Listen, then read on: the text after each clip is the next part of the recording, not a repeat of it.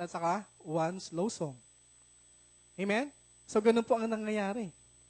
Kasi nga, okay, lift up your hands. Lift up your hands.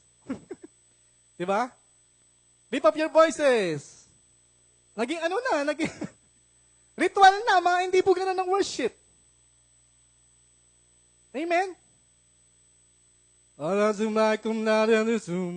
ganun pa, di ba? Yung mga di ba? Yung mga Latin. Okay?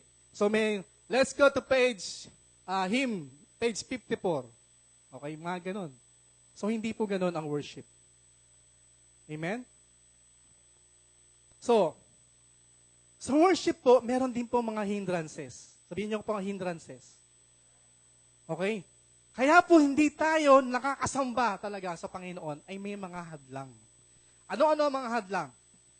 Number 1, a lack of knowledge or understanding. For example, si Haring David. Okay, nagkamali siya, di ba? Yung sa pag-transfer ng Ark of the Covenant. Ano nangyari sa kanila? Namatay yung